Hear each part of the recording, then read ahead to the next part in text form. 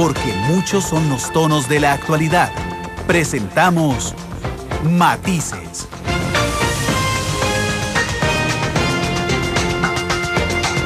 Una producción de Noticias Monumental.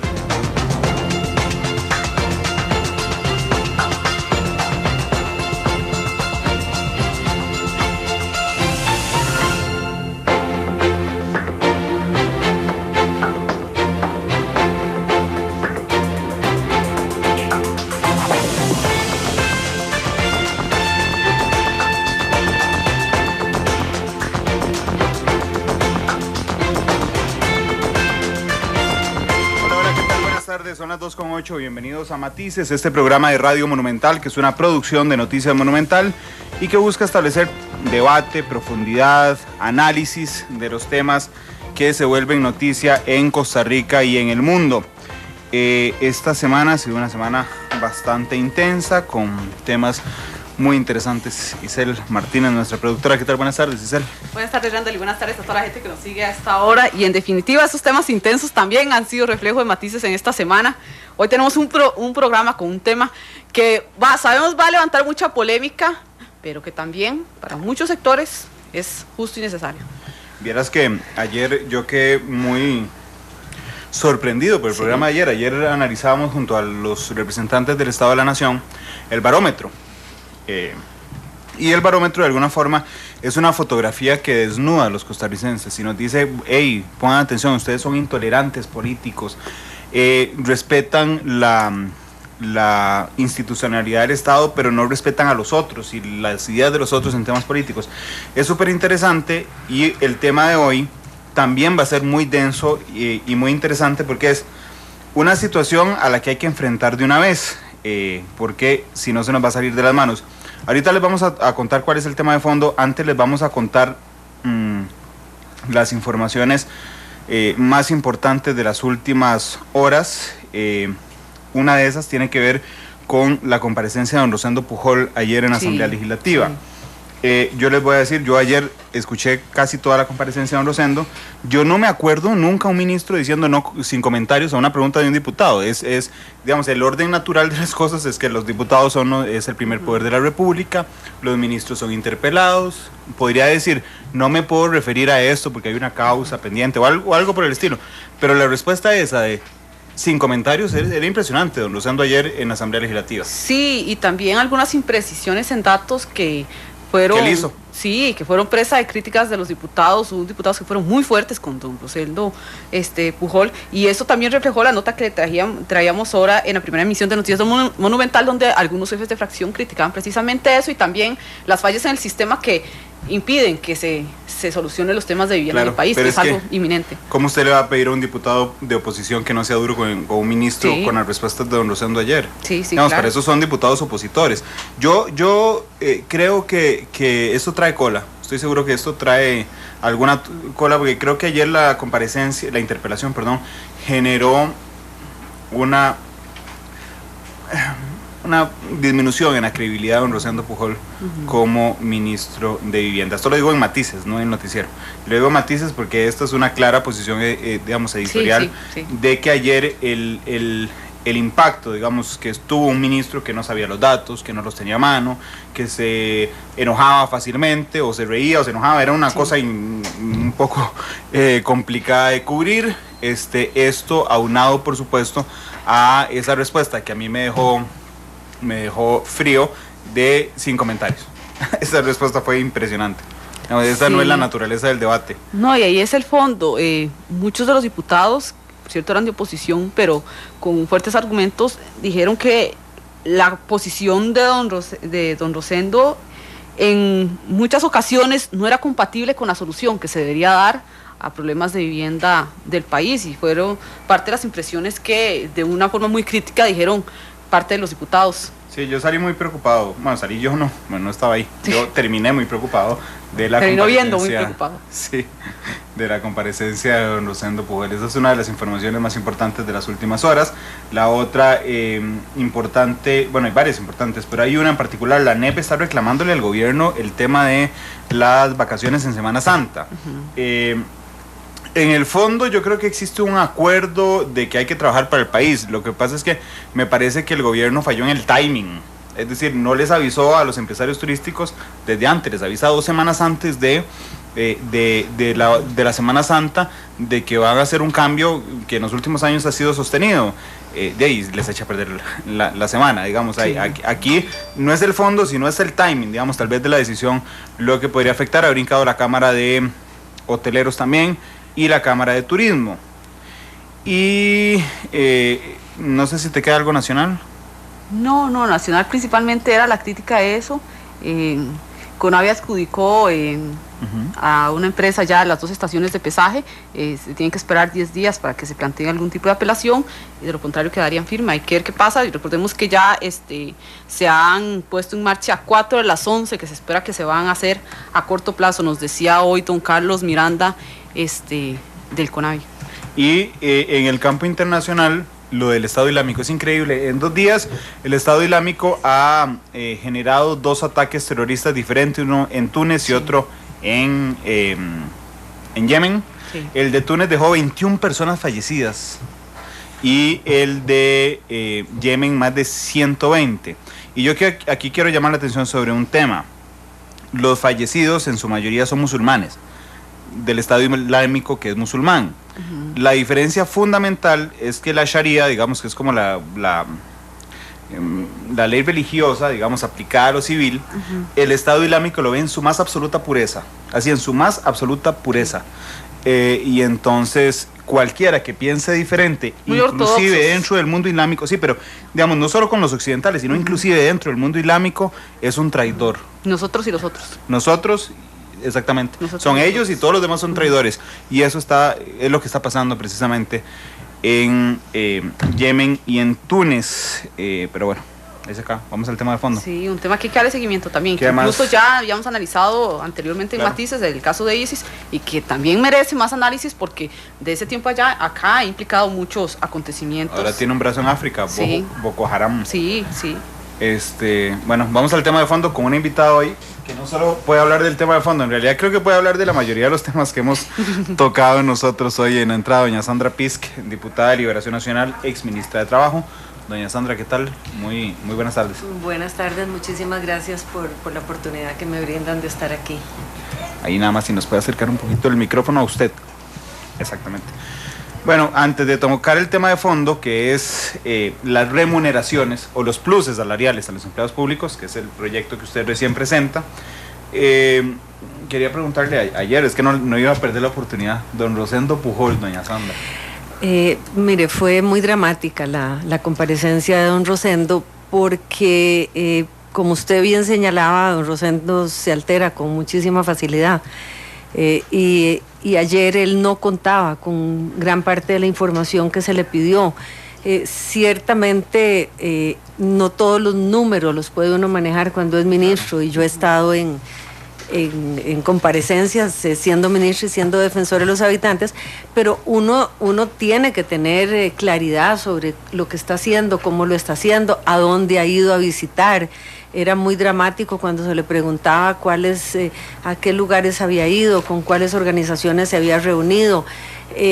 La impresión que da es de que ese ministerio no está caminando como debe caminar, y una de las razones por las cuales se convocó a don Rosendo era por la preocupación que sentíamos algunos de los partidos de oposición, especialmente de la cantidad enorme de quejas que se están recibiendo, de proyectos que no se terminan, de dificultad de hablar con el ministro, de falta de una decisión clara. Los problemas de la vivienda no se van a resolver nunca de un día para el otro, pero Costa Rica tiene indicadores en materia de vivienda muy buenos a nivel latinoamericano.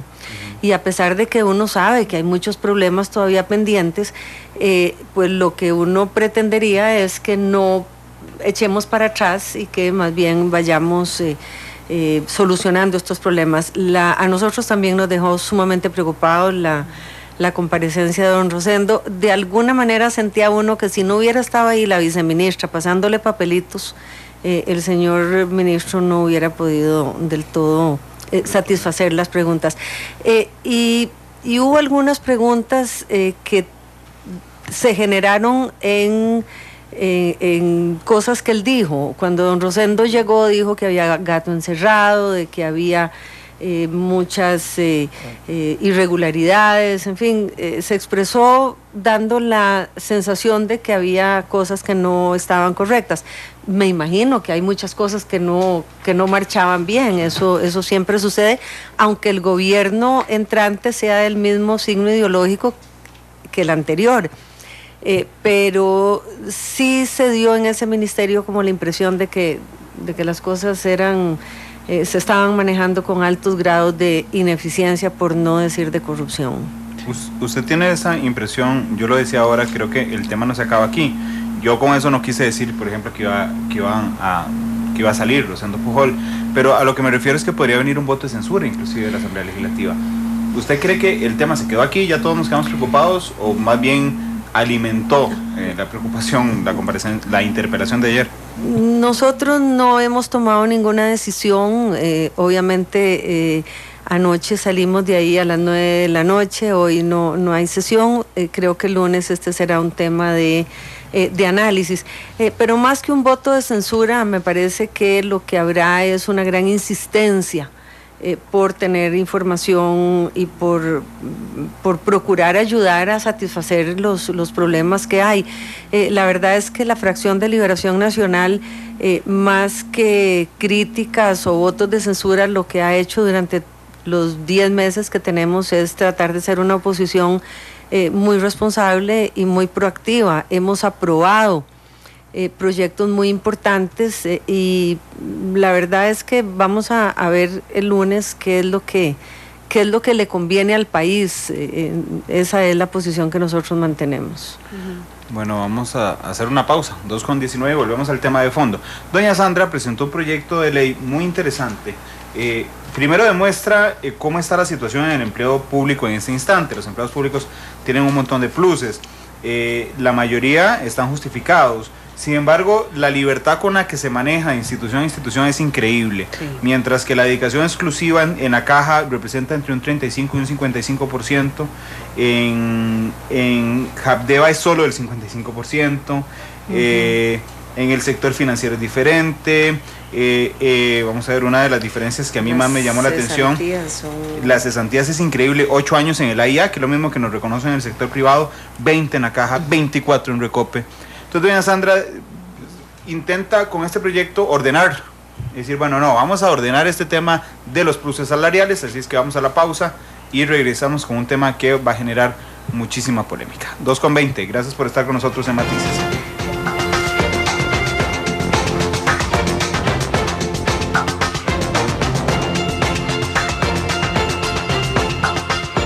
Matices. Los tonos de la actualidad.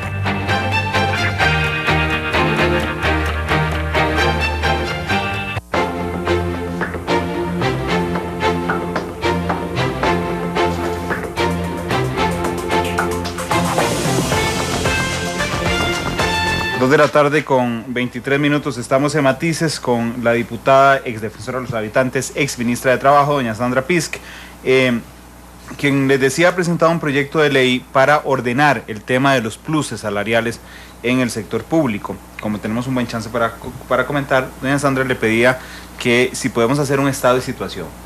¿Cuál es hoy el mapa? Bueno, el mapa como... Nada más.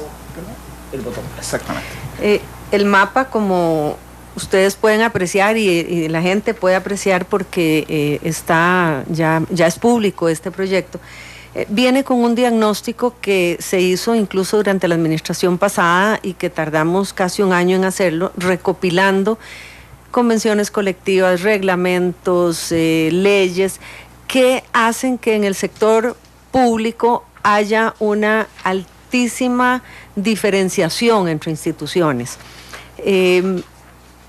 Por ejemplo, como usted lo decía anteriormente, si uno revisa el tema de cesantía, hay cesantías de 20 años, hay cesantías de 25 años, hay cesantías de 15 años, cuando el sector gobierno central y el resto del país también tiene 8 años.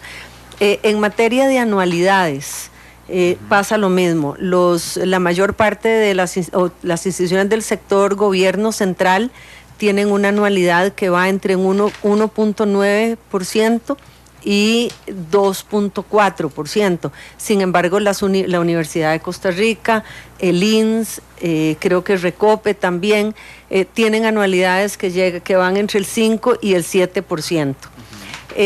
El tema de la dedicación exclusiva. En algunas instituciones se paga de una manera, en otras se paga de otra. En fin, hay un desorden en esa materia que en mucho tiene que ver primero a negociaciones particulares que se han hecho en las instituciones y a la falta de directrices claras por parte de los distintos gobiernos. Esto es un tema que viene desde hace muchos años. Ahora, el proyecto parte de tres concepciones muy claras. La primera es que no es cierto que el gobierno central no pueda manejar este tipo de temas con las autónomas. El constituyente en 1949 diseñó un solo estatuto de servicio civil. El Estado es uno y consecuentemente el patrono es uno. A lo largo de los años se fueron diseñando y aprobando varios estatutos y de alguna manera se ha pensado que las autónomas son totalmente autónomas y que pueden hacer sus propias decisiones en esta materia, cuando en realidad en el mismo proyecto está totalmente comprobado que lo que tenemos en el país es un solo estatuto, o que esa fue, digamos, la disposición original del constituyente, y así es como está consignado en la Constitución, y que la autonomía, valga la redundancia, de las autónomas es relativa. No hay fundamento jurídico para seguir sosteniendo que aquí cada quien haga lo que le parece. Este desorden ha traído consecuencias para los trabajadores. No hay ninguna justificación para que una secretaria que trabaja en el Ministerio de Trabajo gane menos haciendo lo mismo que una secretaria que trabaja en la Caja Costarricense del Seguro Social. Pero además de eso, además de ese desorden, hay también un problema de abuso con el tema de los pluses salariales. El proyecto nosotros lo hemos denominado ordenamiento en materia de remuneraciones adicionales al salario. ¿Por qué? Porque no se pretende tocar el salario. Claro. Sin embargo, las remuneraciones adicionales al salario, que son los llamados comúnmente pluses, son más o menos de un 50% del salario. O sea que hay una parte muy importante en donde se establece una clara diferenciación entre personas que hacen el mismo trabajo y ganan distinto. Entonces, ese precepto constitucional se está irrespetando. Entonces, en primer lugar, decirle a la gente, especialmente a los empleados públicos, que no tienen que estar preocupados, el salario no se está tocando. Pero además hay un tema que a mí me parece todavía más dramático que este de la diferenciación, y es el tema de la eficiencia. Los pluses salariales en el Estado no se dan por eficiencia, se dan de una manera poco técnica, se conceden casi que por amiguismo, sin comprobación de los resultados. Entonces, para explicar un poco las anualidades. Las anualidades es un porcentaje que se le da al empleado público por el año trabajado. Pero esas anualidades, tal y como lo ha manifestado la prensa y nosotros también lo hemos comprobado, se le dan alrededor del 98% de los trabajadores, de los funcionarios. La ley de salarios establece que ese plus salarial se da cuando hay una calificación de bueno para la persona. Pero bueno, resulta que todos somos buenos y más allá, todos somos excelentes en el sector público. Si fuéramos tan excelentes en el sector público todos, creo que no tendríamos ese montón de problemas que están redundando ya no solamente en el sector público, sino también en todo ese problema de esa tramitología tan espantosa que existe y que de alguna manera está fundamentada en que el sector público no está siendo lo eficiente que tiene que ser. No existen evaluaciones del desempeño apropiadas. Y entonces yo se lo digo con absoluto conocimiento de causa. Yo también fui ministra y a mí me tocó llenar esas boletas del servicio civil donde uno anualmente tiene que calificar a la gente.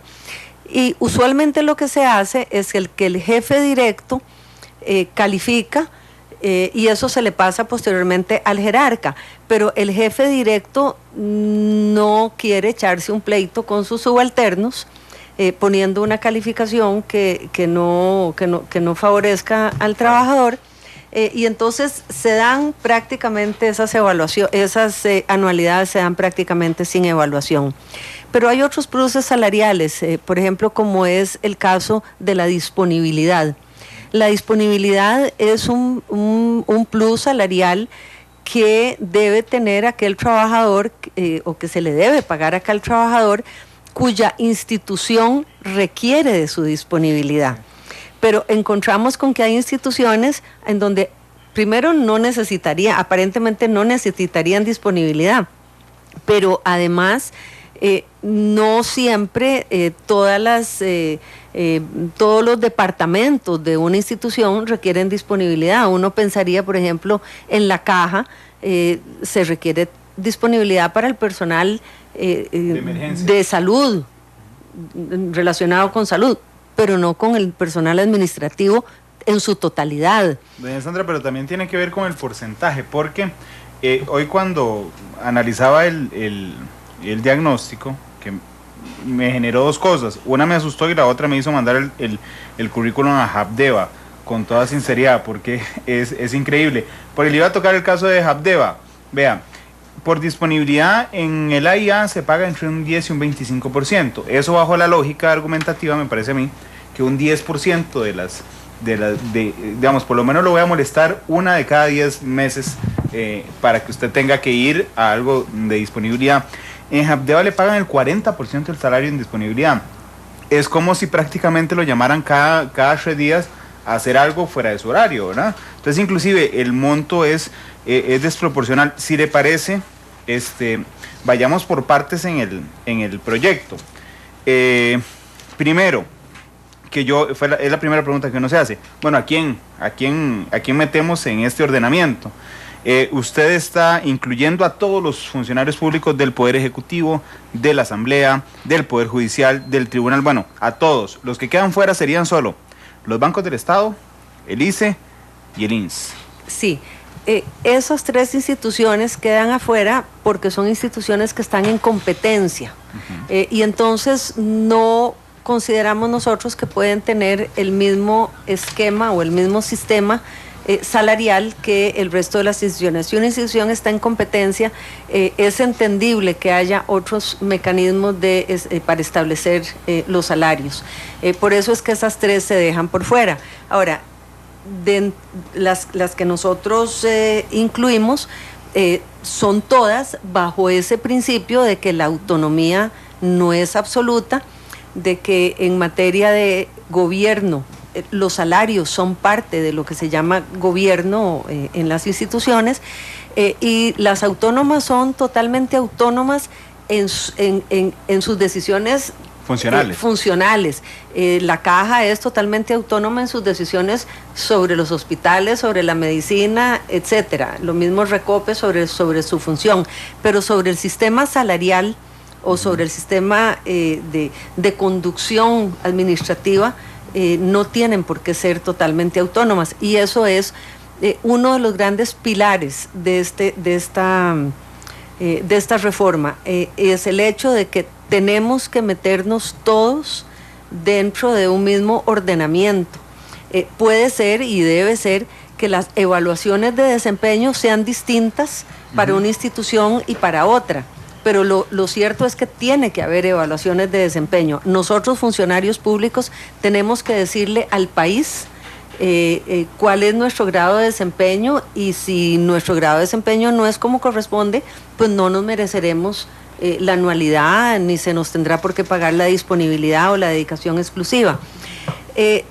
Estos temas se han venido manejando como derechos adquiridos. Sí. Sin embargo, los juristas a quienes hemos consultado desde hace mucho tiempo dividen el tema de los derechos en derechos adquiridos, que son aquellos que son una conquista de los trabajadores y que no se pueden tocar, y hay otros que son expectativas de derecho.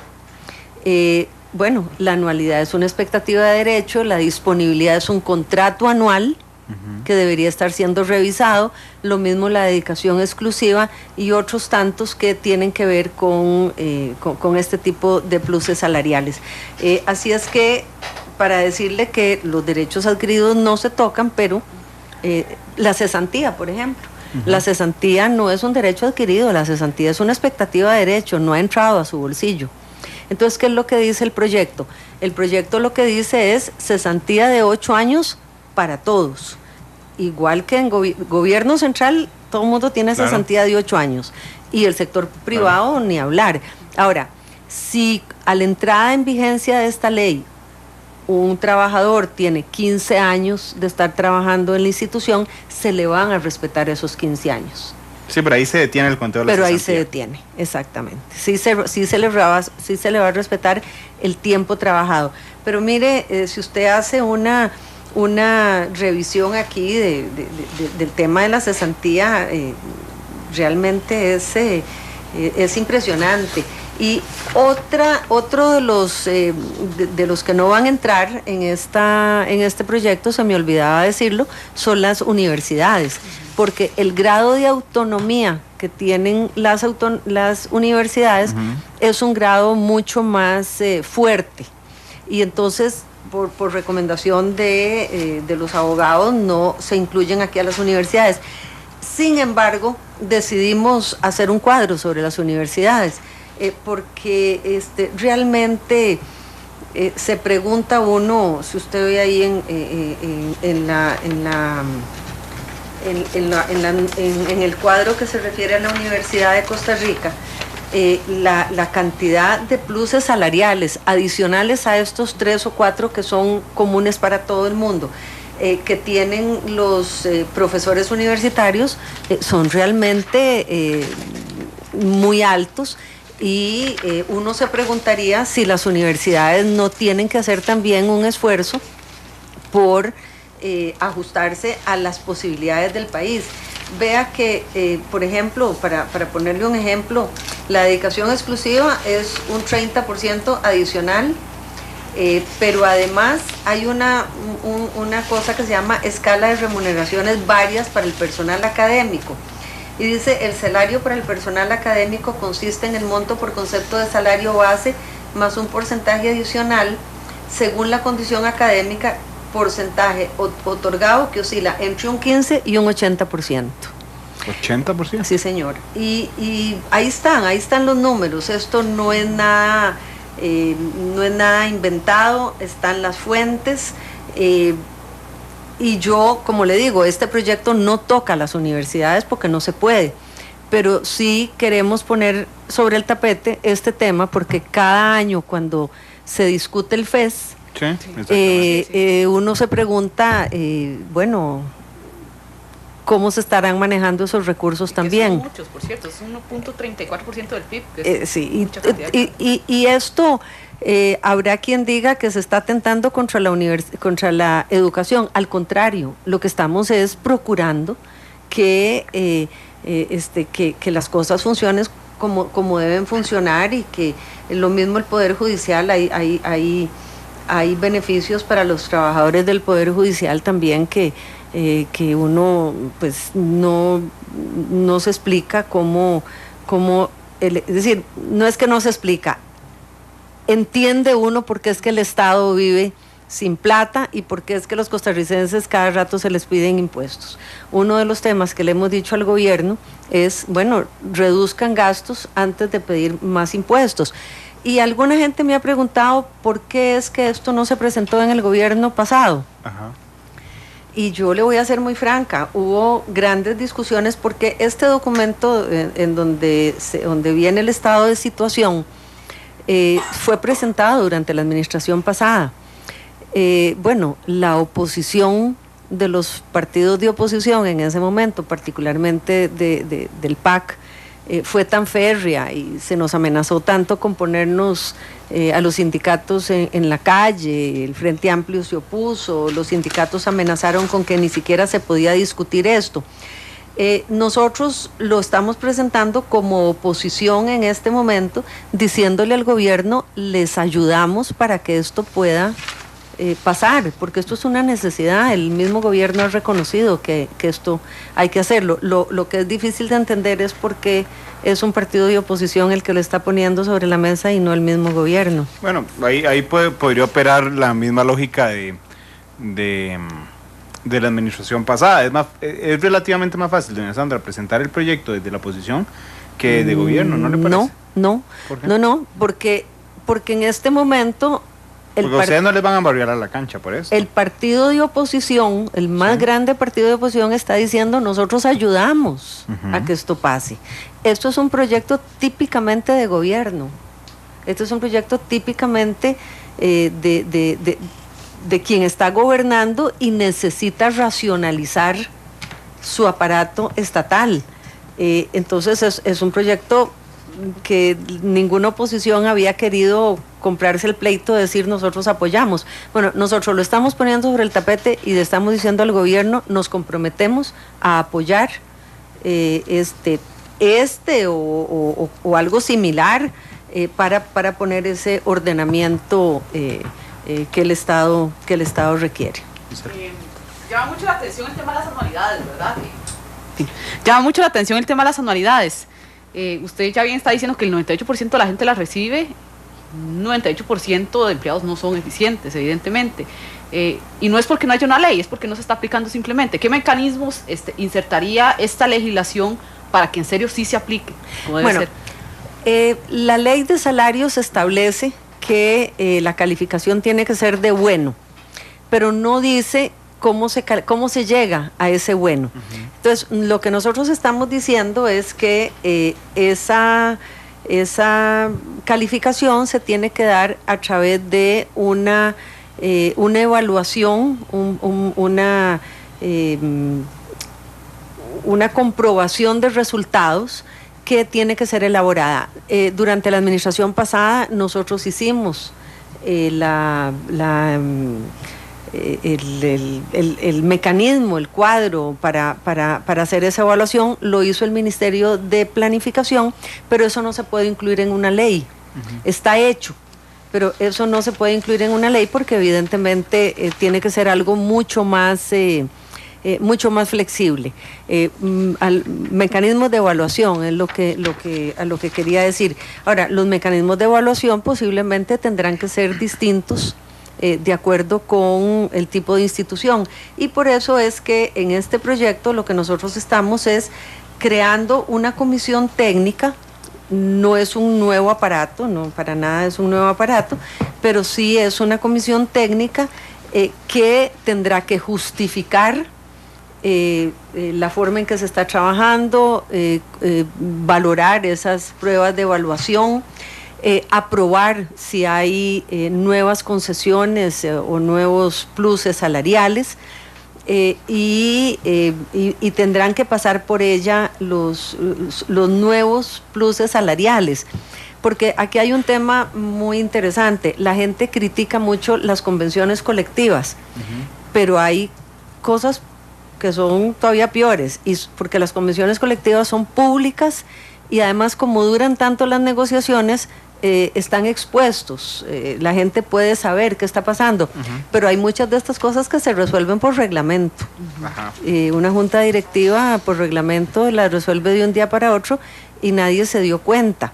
Entonces, una de las cosas que se está diciendo aquí es que hay que crear una comisión técnica, que cualquier creación de una concesión, de un plus nuevo, tiene que ser publicado en la Gaceta, tiene que ser público y además aprobado por esta comisión. Sí, además tiene que decir de dónde saldrán los fondos. Además se dice de dónde afrontarlo. tienen que salir los fondos, correcto. Dice Adolfo en Twitter, se me hace la boca agua al escuchar este proyecto, qué montón de experiencia en derecho administrativo los que trabajaron en el proyecto que están preparando. Es que Adolfo es estudiante de derecho, y entonces nos oye todas las tardes, dice que le encantaría tener acceso a la información. Julio Cárdenas dice, si no lo puede manejar, si el gobierno no puede manejar esos temas, que contrate a gente capaz de manejarlo. Tatiana Blandón critica el tema de que hayan dejado por fuera las universidades públicas y les dice, qué raro, alcahueteando a las subpúblicas. Me parece poco creíble, dice Tatiana, el argumento de que el grado de autonomía es diferente de las universidades públicas, doña Sandra. Tatiana, si usted me da los argumentos jurídicos para incluir a las universidades, yo me comprometo a que lo hagamos.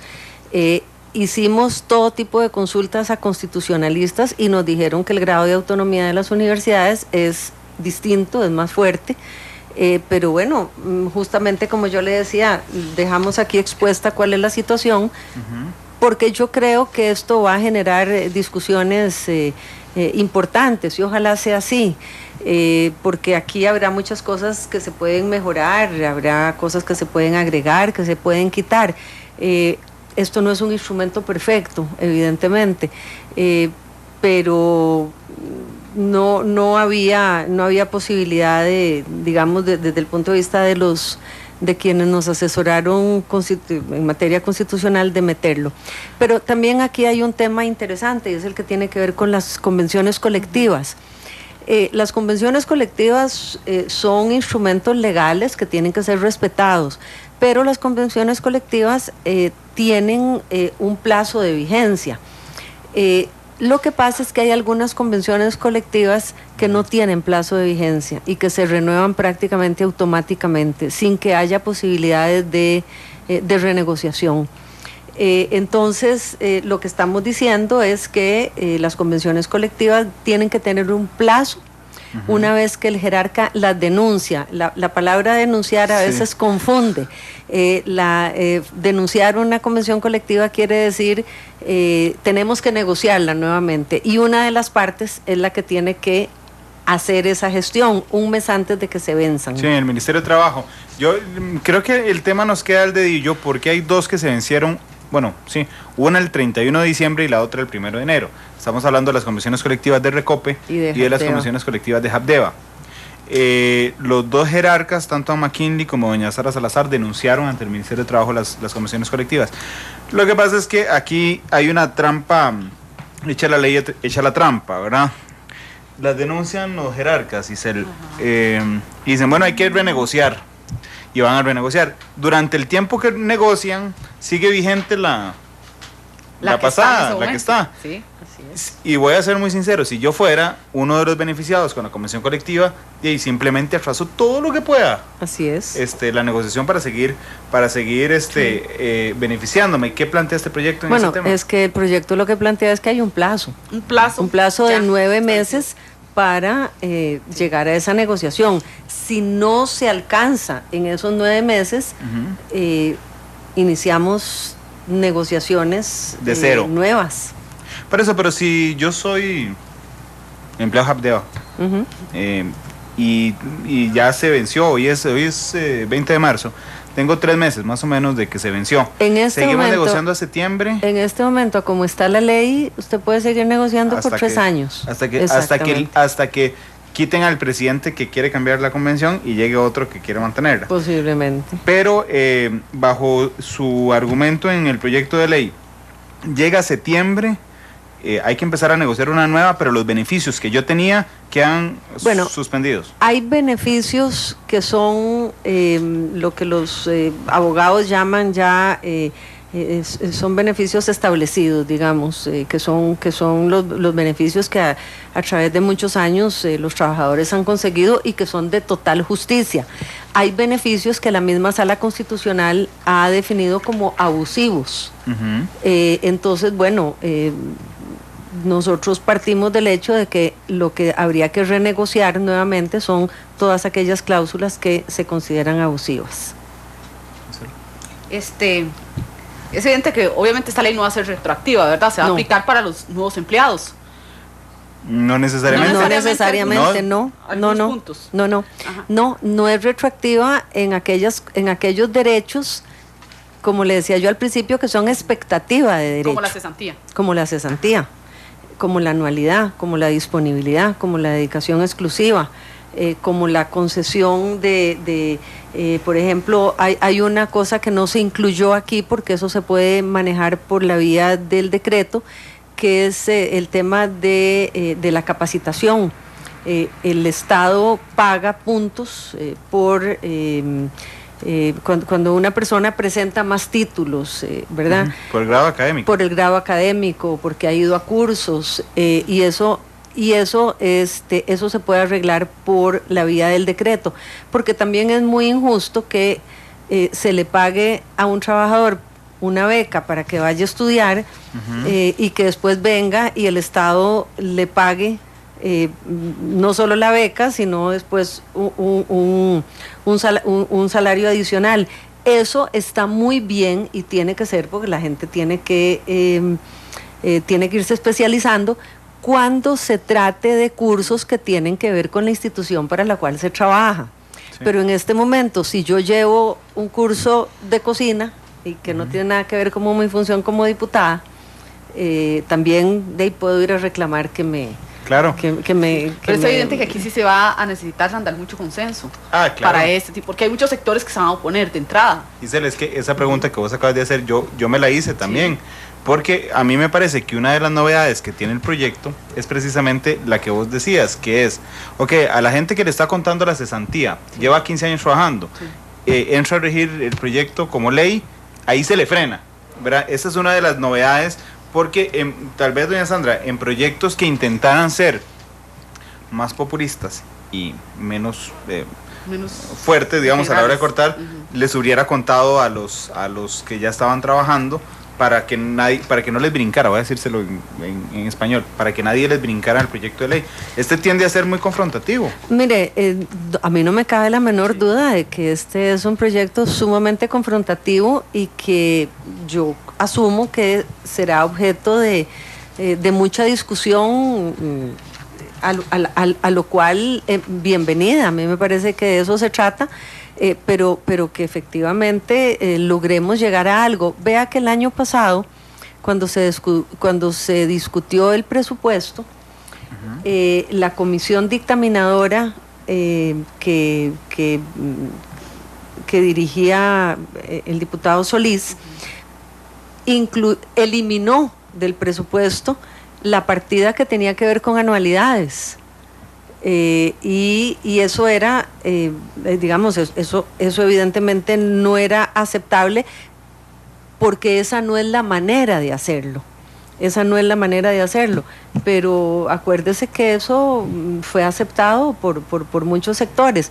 Lo que nosotros decimos es que estas cosas se tienen que arreglar y no se deberían arreglar a la brava, se deberían arreglar con criterios técnicos, objetivos, con discusiones, teniendo claro que no se pueden irrespetar derechos adquiridos, pero que el Estado no puede seguir en este desorden, y además con gastos.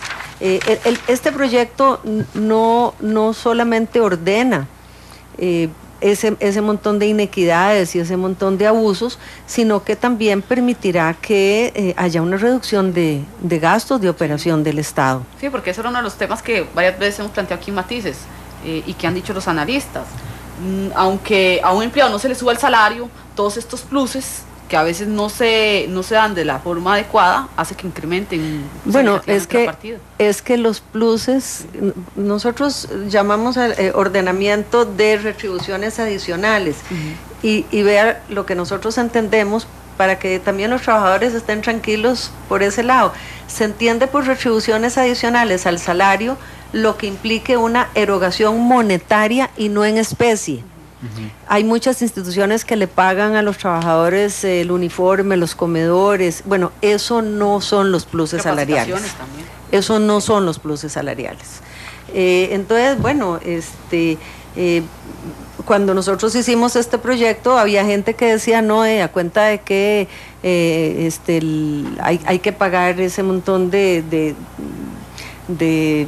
comedores o de uniformes. Bueno, nos pareció a quienes estábamos también trabajando en esto que lo primero que teníamos que entrar a arreglar, a modificar, es lo que tiene que ver con las erogaciones monetarias. Ahora, si usted revisa la convención de Recope, que es una de las que se está negociando, yo no sé si recomendarle que se vaya a trabajar a usted a Habdeba o a Recope. Sí, yo estoy entre las dos. Porque realmente hay cláusulas que son muy muy abusivas. En el caso de Recope, no recuerdo si es Recope o es otra, pero hay un pago por llegar temprano. Habdeba. Creo que es Habdeba. Bueno, por trabajar a cierta altura, ¿recuerdan los reportajes? Sí, 12% por vigilancia, 30% de altura. En el caso de Habdeba, lo que a mí me hace inclinarme por Habdeba, doña Sandra, es que es el incentivo por los resultados. Es el del 2 al 40% de los ingresos corrientes de un periodo. Es una... Sí. Vea que en este caso hay suministro de útiles escolares a hijos de los trabajadores, hay uso de autobuses de la empresa para actividades deportivas o culturales, hay un subsidio para lentes, hay ayuda para el cuidado de los hijos. En ese yo sí estoy totalmente de acuerdo, porque yo creo que es importante pero por ejemplo, fortalecer la red de cuidado, pero beneficio de soda a precios razonables, ese podría ser también uno, pero... Sandra, no recuerdo si es en el de Recope o en el de Habdeba, pero hay uno que le da hasta cuatro miembros del sindicato permiso hasta por un mes al año para acudir a seminarios internacionales que tengan que ver con sindicatos. Bueno, eso es un tema aparte. Los sindicatos tienen por ley y por regulaciones internacionales, tienen sus dirigentes, tienen licencia para trabajar en actividades sindicales. Eso es un derecho adquirido y eso es un derecho que tenemos que respetar, porque de otra manera los sindicatos pues no podrían funcionar.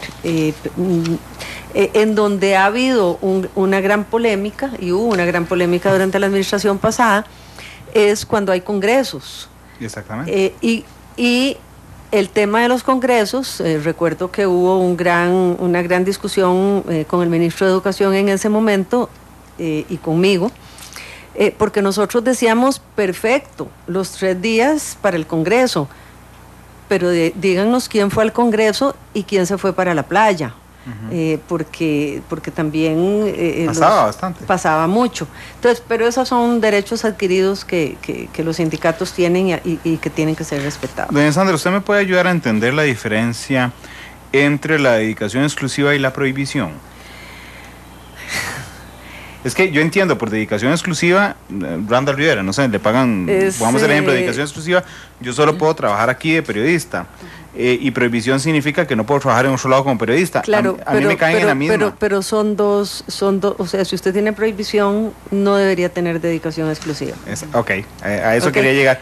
Es casi lo mismo. Y lo mismo la disponibilidad. Si usted tiene dedicación exclusiva y tiene, es decir,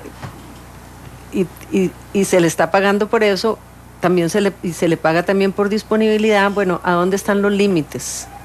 Eso es lo que creo yo que tenemos que discutir, que definir bien, porque no se trata solamente de denunciarlo, se trata de que quede muy claro qué es cada cosa, en cómo se debe pagar, cuándo se debe pagar. Y también quiero decirle algo, porque este proyecto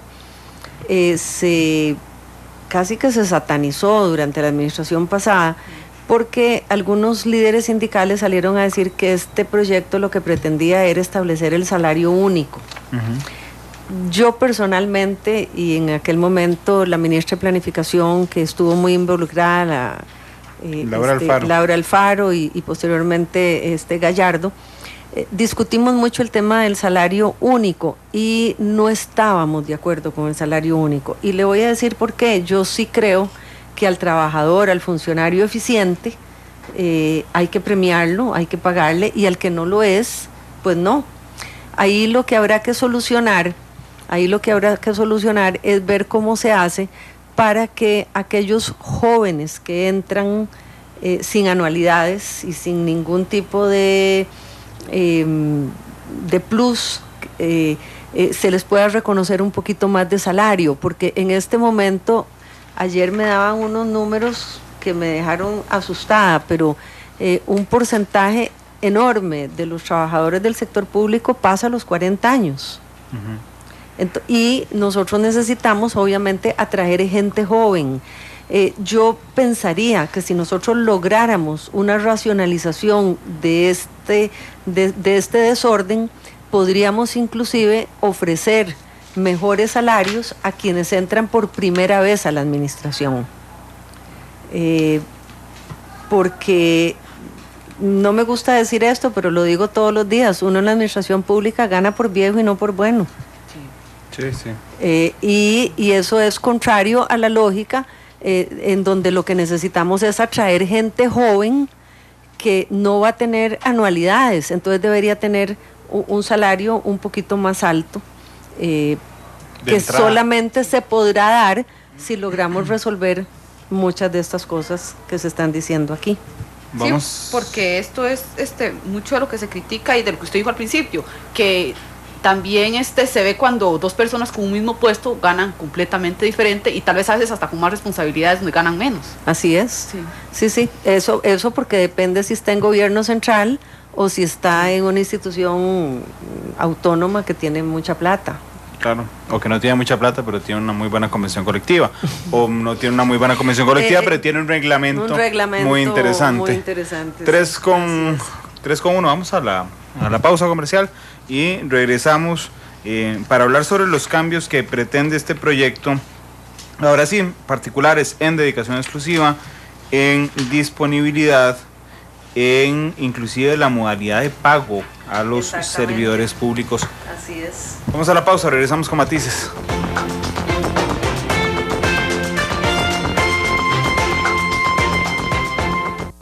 Matices.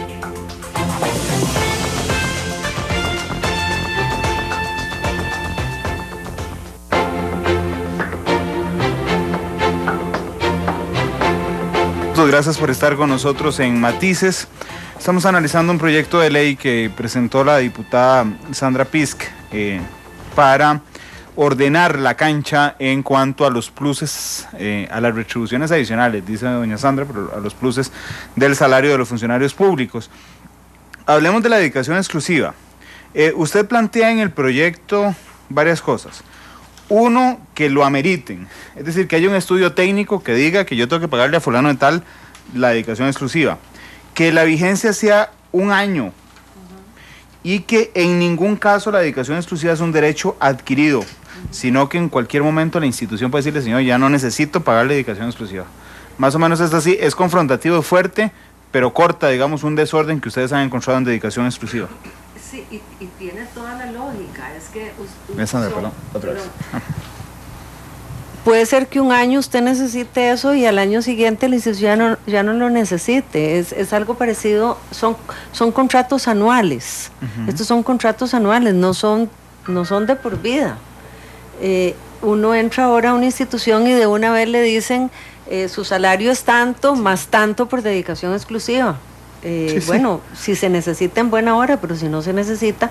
Ahora, que usted me va a decir que eso va a rebajar en mucho los salarios de algunos trabajadores. Bueno, puede ser que eso sea así, pero entonces el país va a tener que escoger si lo que quiere es seguir con este tipo de desorden o incluso si en algunos casos se hace hacia adelante. Yo le digo la verdad, no, yo sé que esto no es fácil, es polémico, pero no le veo yo otra salida que empezar a ver cómo hacemos para hacer este ordenamiento. Pero en el caso de la dedicación exclusiva, ¿se respetan las personas que ya se les está pagando o pasa exactamente lo mismo, al año se vence? Si la ley entra, se vence al año. No se le vence la dedicación exclusiva, lo que se le obliga es hacer una evaluación de desempeño para saber si esa evaluación, si eso se necesita. Anteriormente no se me fue la palabra, el proyecto lo que está es sujeto a evaluaciones de desempeño y a evaluaciones de requerimientos por parte de la institución. Hay un tema que la gente tiene que tener muy claro. El 85% de los trabajadores de este país trabajan en el sector privado. El 15% somos funcionarios públicos. Y la diferencia salarial entre el sector público y el sector privado es grande. Es decir, el empleado público gana bastante más de lo que gana el empleado del sector privado, también haciendo lo mismo. Y sin tantos derechos como tiene el sector público. A mí me parece que el tema de la cesantía es un tema realmente escandaloso, ¿verdad? Porque además no hay ninguna justificación para que si usted trabaja en una institución le den una cesantía. Hay instituciones que la Municipalidad de San José, cuando hicimos esto, no tenía tope. Supongo que a raíz del estudio que se estaba haciendo decidieron y le pusieron un tope, si no me equivoco, de 20 años, que sigue siendo excesivo, cuando otras simplemente tienen 8 años, ¿verdad? Pero a veces no vienen ni siquiera de la administración central. Hay límites de estos topes que recuerdo, doña Sandra, que están en 20 años, que antes eran indefinidos, que es la Sala Constitucional, vía jurisprudencia, la que ha tenido que venir a imponer el límite, que yo a esta altura, y aquí voy a ser crítico a la Sala, no entiendo cuál es el argumento para poner un límite en 20 años, por ejemplo. Bueno, habría que empezar por preguntarle a la gente del Poder Judicial, ¿verdad? ¿Por qué son esos límites? La Sala lo que sí ha hecho en algunas oportunidades es definir cuáles son las cláusulas abusivas de otras instituciones, no necesariamente del Poder Judicial. Sí, de hecho, la de la Municipalidad de San José fue la Sala. Mientras ustedes estaban haciendo el diagnóstico, la Sala Constitucional... la puso en 20. Sí, la puso en 20. Bueno, pero igual 20 es... es mucho más que 8. 20 es mucho más que 8. Aquí, espérese para ver, que aquí estoy viendo una de 24, recoge, 24 años. 25 la compañera, el CNP. Y lo que no se vale es que todo esto se le recarga al consumidor, al resto de los trabajadores.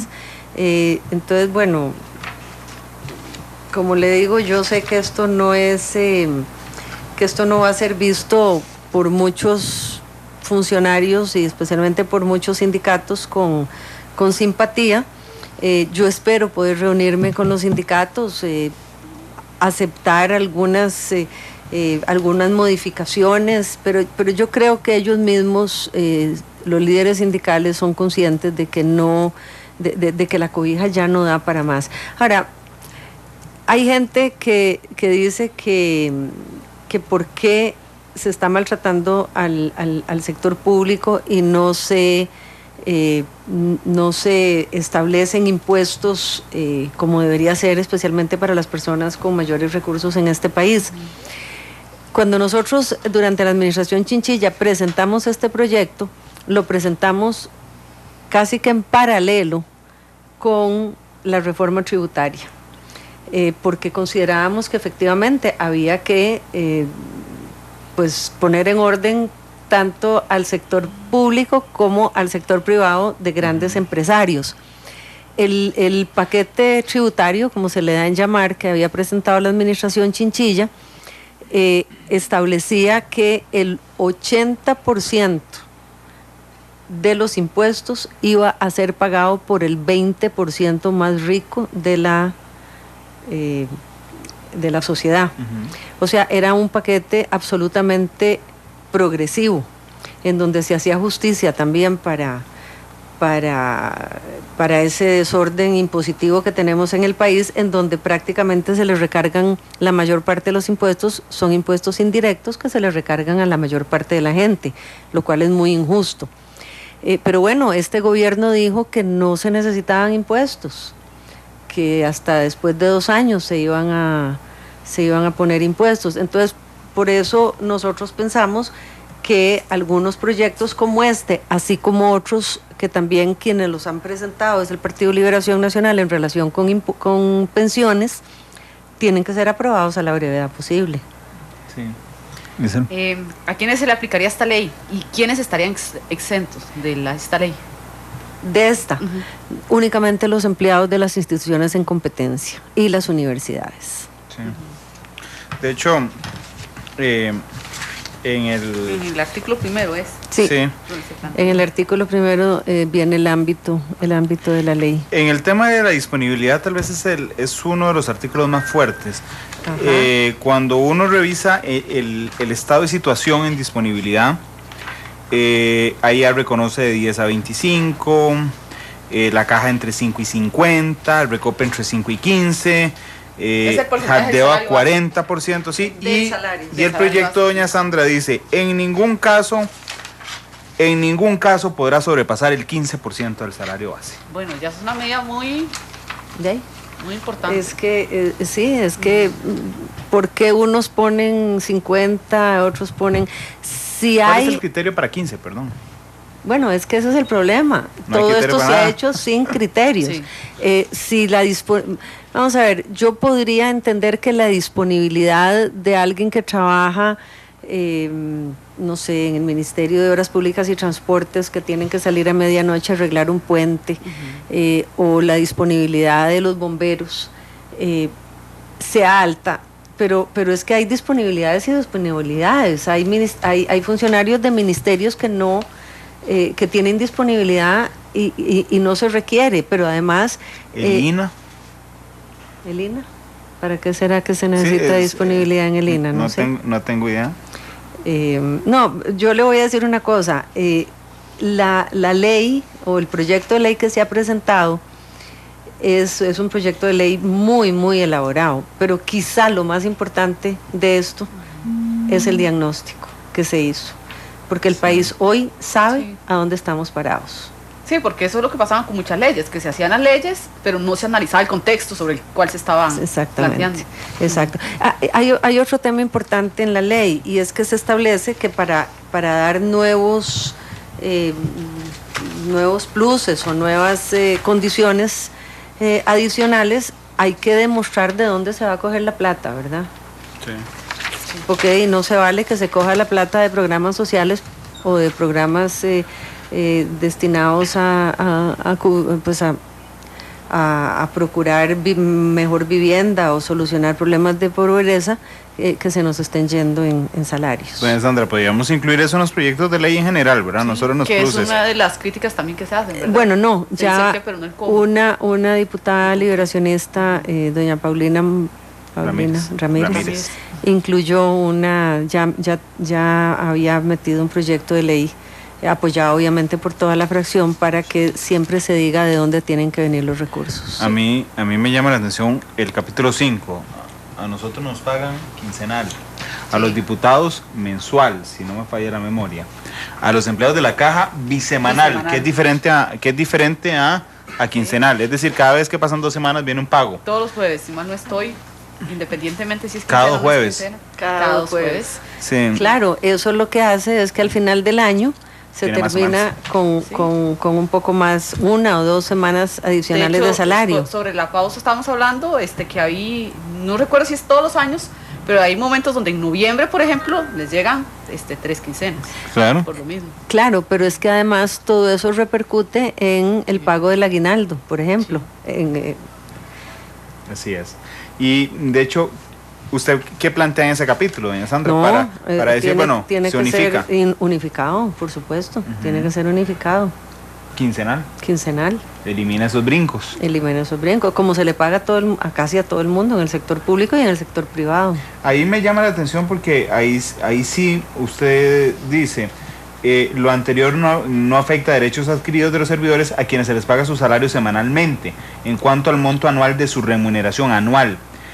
Sin embargo, la periodicidad del pago deberá ajustarse a lo aquí establecido. Creo que este cambio implicaría, digamos, un cambio ahí sí en dinero sonante en los nuevos empleados, ¿verdad? Sí, bueno, ahí básicamente el problema era el tema del aguinaldo, porque se juntaba, es decir, se mide de manera distinta el aguinaldo cuando el pago era semanal. Sandra, llevamos 1 hora y 18 minutos de programa. Si ustedes me permitieran entrar, bueno, por supuesto estoy dispuesta ya le voy a permitir entrar, pero nos queda ratito. De todos estos temas, pero yo no quisiera irme sin mencionar otro proyecto de ley que esta semana se aprobó por unanimidad en la Comisión de Asuntos Sociales y que ha sido una lucha muy importante también en materia laboral que realmente nos tiene muy satisfechos. Déjeme hacer una pregunta antes sobre este y los minutos que usted guste sobre el otro. En este le iba a decir que llevamos 1 hora y 18 minutos y tengo un mensaje de texto de un empleado del Poder Judicial, de un empleado de la Caja, de un empleado de Recope, de un funcionario de Hapdeva, de uno del INS, de otro de Fuerza y Luz, diciendo que no están de acuerdo. Es evidente, a todos les va a afectar esto. Usted lo ha dicho una vez, yo sé que es confrontativo, sé que va a ser difícil, pero es que le van a brincar los sindicatos, le van a brincar los partidos, Frente Amplio le va a brincar claramente, le va a brincar el PAC, claramente al ver la fracción de gobierno, el PAC, digamos. ¿Cuánta viabilidad política tiene el proyecto? Nadie ha dicho que esto es fácil. No, y esto es dificilísimo. Nadie ha dicho que esto es fácil y sobre todo nadie ha dicho que esto es popular. Pero yo creo que el deber de uno como funcionario público es hacer las cosas que considera que no están bien. Y en esta materia la Contraloría viene diciendo desde hace muchos meses y yo diría años que o este problema se arregla o el Estado costarricense va a entrar en una crisis financiera más grande de la que tenemos y que entonces hay que solucionarla. Que puede ser que haya otros mecanismos que en algunos temas podamos discutir más ampliamente. Hay un tema que ya está en la Asamblea Legislativa que los sindicatos, incluso si yo no mal recuerdo, presionaron mucho para que se llevara a la Asamblea Legislativa, y es el famoso tema del enganche. Yo no sé si ustedes están enterados que cada vez que hay un incremento salarial de esos que se hacen mensualmente, a todo el gremio relacionado con las ciencias de la salud se le hace ese aumento. Se le hace ese aumento. Es la famosa ley del enganche. Bueno, eso también va a ser muy difícil de solucionar y posiblemente sea de estos temas muy, muy conflictivos que tenemos que solucionar. Y le pongo un ejemplo más, en materia de pensiones. Es decir, el desastre que tenemos en materia de pensiones es desastroso, valga la redundancia. Yo presenté un proyecto de ley, entrando nomás a la Asamblea Legislativa, para eliminar un privilegio que tienen los exdiputados, y quiero ser muy clara aquí, cuando digo exdiputados, no son los exdiputados actuales, son los exdiputados de antes del 92. La revalorización para toda persona del sector público y usualmente del sector privado es costo de vida, inflación. A estos alrededor de 200 exdiputados se les revaloriza su pensión en un 30% anual. Un 30% anual. O sea, el que haya antes del 92. Los diputados de antes del 92. Después del 92 se cerraron un montón de regímenes, ¿verdad? Se hizo una gran modificación en materia de pensiones, pero ese régimen de exdiputados quedó abierto. Y entonces estas personas reciben un 30% de revalorización anual. Compare eso con lo que recibe cualquier empleado público, que es alrededor de un 2.5%, depende cómo anda la inflación. ¿Cada 3 años se les duplica la pensión? Cada 3 años se les duplica la pensión, pero no solo eso, los hijos y las hijas la heredan Pues es en las mismas condiciones. Entonces, bueno, nosotros estamos proponiendo, por dicha este proyecto ya fue aceptado en la Comisión de Asuntos Sociales, y yo esperaría que pronto pueda ser aprobado por el plenario. Para mí ha sido una gran desilusión que el Poder Ejecutivo no haya aprovechado el ambiente político que hay en la Asamblea para que ese proyecto pase. Bueno, pero yo puedo entender que debe haber un montón de gente brava conmigo por ese proyecto también, pero yo le pregunto a usted y a quienes nos están llamando si es justo que un grupo de costarricenses, simplemente porque hubo una ley en ese sentido, claro, se le esté revalorizando su pensión en un 30% anual. Y hay otro tipo de pensiones, como las pensiones del Poder Judicial, por ejemplo, de que no tienen límite. Ahí hay que buscar cómo se hace para ponerles tope a esas pensiones de privilegio que realmente el país no está ya en capacidad de seguir pagando. Ahí hay un tema serio, y es que el tema se ha dicho que son derechos adquiridos. Por eso nosotros estamos buscando la manera de hacerlo por la vía de lo que se llama una contribución solidaria, que es lo que hace el magisterio. Al magisterio les reducen un montón de plata. Por eso es que las pensiones del magisterio no son tan altas, es decir, son un poco más altas, pero no son tan altas como las del Poder Judicial. Pero el Poder Judicial no ha aceptado que se le ponga un límite a las pensiones, a las pensiones del Poder Judicial. Y aquí el tema es que si nosotros no arreglamos estas cosas, las nuevas generaciones, nuestros hijos y nuestros nietos, y quién sabe si no los jóvenes que están ingresando ahora a la administración pública o al Poder Judicial, se van a encontrar con problemas de desfinanciación del fondo, ¿verdad? ¿De ese proyecto era del que quería hablar, del que entró en comisión? No, ¿o de otro? quería hablar de otro, si me lo permite. Claro, doña Sandra. Porque ese sí es una buena noticia. Todas las demás que he dado no son buenas, por lo menos para mucha gente. Es que se entró a comisión, entonces bueno. Sí. Mire, como yo les decía anteriormente, el 85% de los trabajadores de este país pertenece al sector privado. Nuestro Código de Trabajo establece un mecanismo de inspección laboral que es muy poco eficiente, que es terriblemente ineficiente. En primer lugar, el inspector laboral, el inspector del Ministerio de Trabajo, tiene que hacer 2 visitas para comprobar que hay una infracción salarial. Por ejemplo, un inspector de trabajo llega a una empresa y se da cuenta de que no se le está pagando el salario mínimo al trabajador. Ese inspector le dice al patrono: señor, dentro de un mes vengo a ver si usted corrigió esto. Si se corrigió, no se le hace ninguna ningún parte, ninguna infracción. Si llega y se encuentra con que no se le está pagando la caja, igual se le hace una advertencia y se regresa dentro de un mes.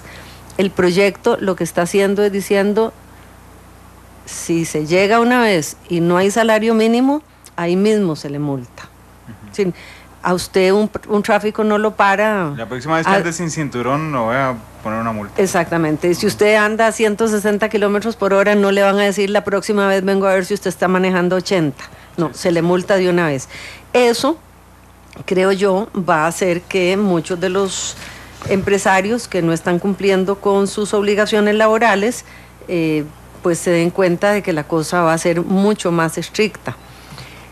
Pero además, las infracciones laborales tienen que ir a sede judicial, y los juicios laborales se tardan alrededor de 5 años. Sí. Con el absoluto la absoluta injusticia para el trabajador. Nuestra propuesta es que los juicios laborales, si a usted no le hicieron su liquidación, no le pagaron la cesantía, no le liquidaron adecuadamente, que esto no se resuelva en sede judicial, sino que se resuelva en sede administrativa. O sea, que se resuelva en el mismo Ministerio de Trabajo a través de mecanismos mucho más expeditos. Entonces, son dos cosas que parecieran no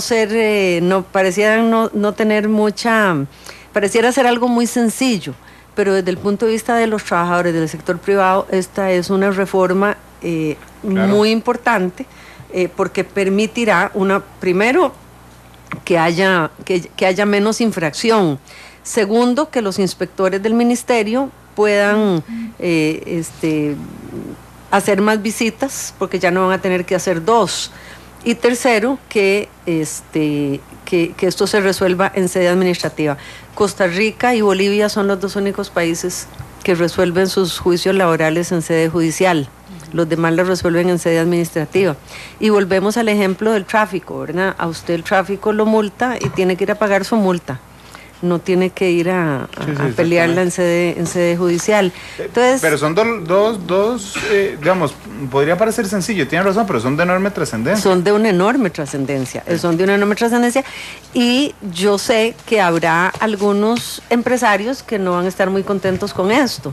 Sin embargo, no me cabe la menor duda de que los empresarios formales, aquellos que pagan todos cumplidamente el salario mínimo y que pagan cumplidamente la caja, creo que nos van a apoyar, porque quien no paga el salario mínimo y quien no paga la caja y quien no paga otros alcances de carácter laboral, constituye sin duda alguna una competencia desleal para quien sí paga todo, porque se trabaja con menos costos de producción.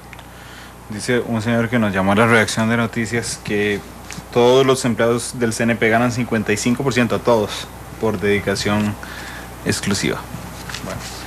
Bueno, Sandra, muchas gracias por estar aquí. Bueno, muchas gracias a ustedes, porque yo, la verdad que es a través de esas oportunidades que uno puede explicarle a la gente y decirles a quienes nos escuchan que, por supuesto, estas cosas no son fáciles, y que estamos en la mejor disposición de discutirlas con todos los sectores. Yo creo que de eso se trata, y en eso estamos caminando, y ese es el tipo de oposición que Liberación Nacional ha decidido emprender. Una oposición que puede ser en algunos casos difícil, conflictiva, pero que el país necesita, a la par de la aprobación de una enorme cantidad de proyectos que también estaban varados en la Asamblea Legislativa durante la administración pasada, como es todo el tema de la infraestructura, que ya se ha aprobado casi toda.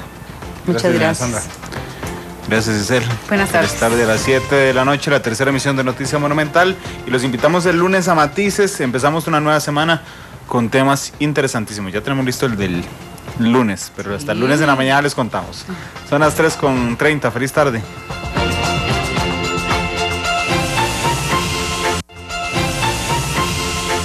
Porque la realidad tiene muchos tonos, matices.